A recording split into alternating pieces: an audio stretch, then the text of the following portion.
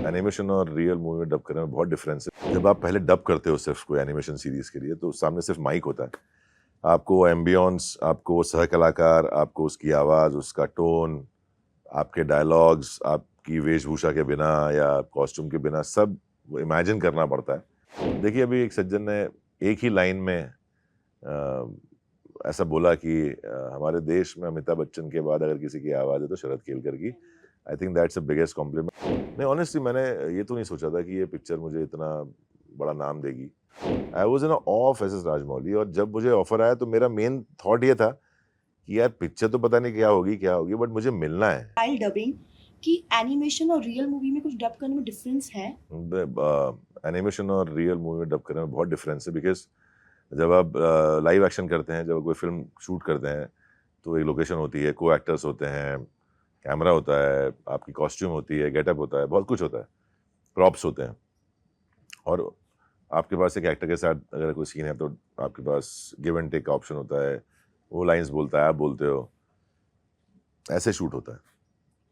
जब आप पहले डब करते हो सिर्फ कोई एनिमेशन सीरीज के लिए तो सामने सिर्फ माइक होता है।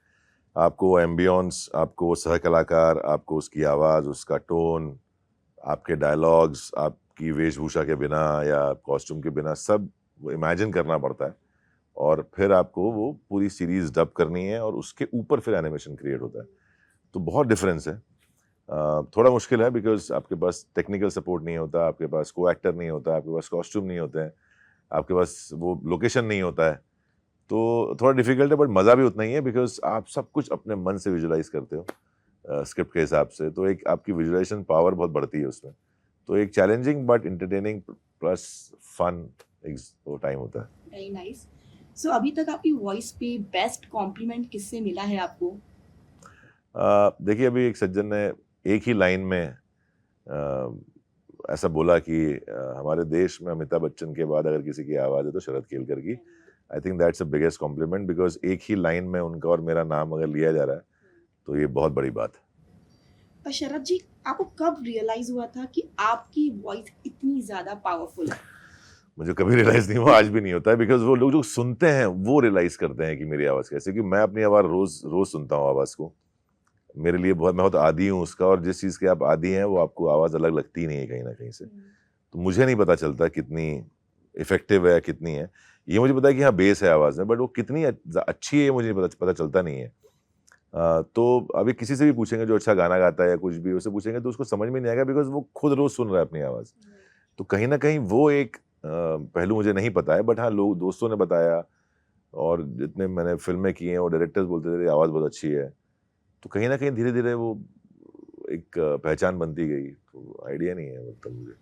शरद ji, as we all know that you are the king of voice, पर हमने कभी सुना था कि इस बचपन में आप स्टैमर करते जी, थे, जी, तो जी। थोड़ा उसके बारे में बताएं। नहीं, वो शुरू से ही स्टैमर करता था मैं, बचपन से, आई डोंट नो क्यों, बट ऐसा नहीं था कि जो लोग बोलते हैं, अरे इसके अंदर कॉन्फिडेंस नहीं होगा इसलिए ये स्टैमर करता है। कॉन्फिडेंस का कोई ऐसा कनेक्शन नहीं था मेरे साथ।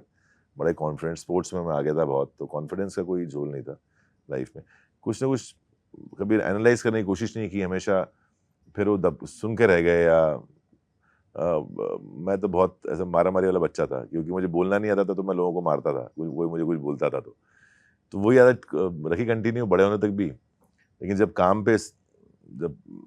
काम नहीं कर पाए या डायलॉग्स नहीं बोल पा रहे हैं, तब एहसास हुआ कि नहीं यार, ये तो बड़ी समस्या है। मेरे साथ थोड़ी ब्रीदिंग का इशू था, तो उसको ठीक किया और थोड़ा बेटर हूँ अभी। ऐसा नहीं है कि मैं ये बोलूँगा कि पूरी तरह हकलाना बंद हो गया है। हकलाता हूँ कभी-कभी, लेकिन वो बहुत कम ऐसी जगह होती है जहाँ हकलाता हूँ। वो सिर्फ़ बीवी के सामने हकलाता हूँ मैं। आप कैसा महसूस करते हैं कि आप एक स्टैमर करते थे, पर आज आप वॉइस की किंग हैं? हुँ। मतलब कितना, मतलब एक वीकनेस हाँ, से एक स्ट्रेंथ तक। सेंस ऑफ अचीवमेंट तो होता है कि यार, अगर एक बार ये ठाना कि मैं इतनी, जो लोग बहुत बड़ी समस्या समझ के रखते हैं, उस पे अगर मैं काबू पा सकता हूँ, तो नथिंग इज़ इम्पॉसिबल। मैं कुछ भी कर सकता हूँ, और अब मैं वो उस ज़ोन में हूँ कि हाँ, जो मैं सोच रहा हूँ, जो मैं करना चाहता हूँ, मैं करूँगा। तो एक डिटर्मिनेशन है, रादर देन कॉन्फिडेंस बोलूँ, डिटर्मिनेशन ज़्यादा है। शरद जी, जब आपको बाहुबली से ऑफर आया था वॉइस हुँ। के लिए, सो क्या पहली चीज आपके माइंड में आई थी और आपने सोचा था उस टाइम पे, यार ये चीज तो मुझे इतना ह्यूज हिट देने वाली है? नहीं, ऑनेस्टली मैंने ये तो नहीं सोचा था कि ये पिक्चर मुझे इतना बड़ा नाम देगी। मेरा मेन था क्योंकि मैं फिल्म बफ हूँ, मैं बहुत फिल्में देखता हूँ, स्पेशली मैं साउथ में बहुत फिल्में देखता था। और मुझे एस राजमौली सर की मैंने 2 फिल्में तभी देखी थी बैक टू बैक। एक थी मगधीरा और दूसरी थी मक्खी। और मेरे को ये लगा कि यार ये इंसान 2 कंप्लीटली अलग फ़िल्में हैं और उनको इतना कन्विंसिंगली बना सकता है, कैसे हो सकता है? तो I was in awe of S Rajamouli. और जब मुझे ऑफ़र आया तो मेरा मेन थॉट ये था कि यार पिक्चर तो पता नहीं क्या होगी बट मुझे मिलना है। तो मेरा लालच मिलने का था और जो मैं मिल लिया था उनसे। तो मेरा काम तो पूरा हो गया था बट फिर they offered me and I got a chance to meet him every day and share thoughts and बातचीत and all and we work together. तो एक बोनस है वो। Very nice. सर आप हमेशा डिफरेंट रोल्स पे नजर आते हैं, डिफरेंट कैरेक्टर्स करते हुए नजर आते हैं, चाहे आपको तानाजी में देखा हो या लक्ष्मी में देखा हो। सो नेक्स्ट आपको हम किस नए नए रोल में देखेंगे? अ, अभी मैंने कुछ टाइम पहले मैंने अपने मराठी जितने महाराष्ट्रियन कम्युनिटी है जो मराठी फिल्में देखते हैं उनसे एक प्रॉमिस किया था कि मैं कुछ अलग करूंगा, मैं मराठी की सबसे बड़ी एक्शन फिल्म बनाऊंगा। तो अब जल्दी मुझे एक एक्शन हीरो के रोल में देखेंगे। अरे वाह, वेरी हाँ, नाइस। हाल ही में आपको श्रीकांत में देखा, जी। लोगों ने काफी पसंद भी किया। जी। सो कैसा रहा मूवी का एक्सपीरियंस श्रीकांत में? बहुत बढ़िया। मैंने जब तुषार ने जब मुझे कहानी सुनाई, मुझे कहानी एज ए सिंगल लाइन ही बहुत पसंद आई थी कि यार ये कमाल का इंसान है, इसकी कहानी बहुत मजेदार होने वाली है। और तुषार ने बेस्ट पार्ट हमेशा हर एक का एक होता है थॉट तोड़ने के लिए कि यार एक विजुअली चैलेंज इंसान की कहानी तो बहुत रोना धोना होगा, बहुत सैड होगी, इमोशनल होगी, ऐसी बिल्कुल ऐसी नहीं है। बहुत इंटरटेनिंग है। बिल्कुल ऐसा मोमेंट नहीं है कि आपको रोना है, मतलब आप सैडली रोगे, आप शायद लाफ्टर से रो, आप शायद सिचुएशन से रो, बट बिल्कुल सैड फिल्म नहीं है, बहुत ज़्यादा एंटरटेनिंग है। और जो किरदार मुझे निभाया, बिकॉज़ वो किरदार वाक़ई में है, ऐसा नहीं है और मुझे उससे मिलवाया भी नहीं उसने।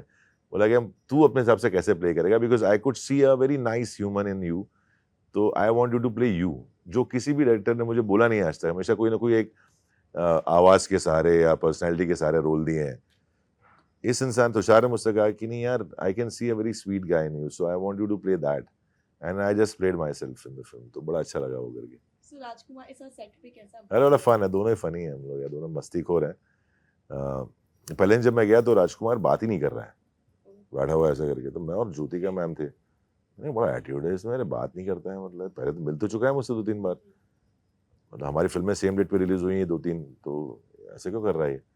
फिर मालूम पड़ा उसने वो लेंस पहन रखे थे तो वो देख नहीं पा रहा, तो ऐसे करके कर रहा था, तो बैठा ही हुआ था नीचे मुंडी करके। फिर बताया मेरे को तुषार ने, अरे उसने लेंस पहने, उसको दिखता नहीं है, कुछ दिख नहीं रहा है उसको, तो वो कैरेक्टर में है। फिर शाम तक चिल्ड आउट, शाम को तो बकवासें चालू हो गई थी हमारी। तो हम पैकअप से शूटिंग से पहले और बाद में बड़ी बकवासें करते थे। He is a fun guy, is a very very very very I think talented actor. Hindustan के जो चुनिंदा अच्छे कलाकारों में से एक है Rajkumar, and I really appreciate his work, really like his working style, and fun आदमी है यार वो, मस्त है Rajkumar. Okay, so all the best. Thank you. Baahubali crown of the blood बिल्कुल, आप देखिए Baahubali crown of blood, Disney plus Hotstar पे फर्स्ट सीजन आ गया है। और बहुत अच्छी कोशिश है ग्राफिक इंडिया और डिज्नी प्लस हॉटस्टार की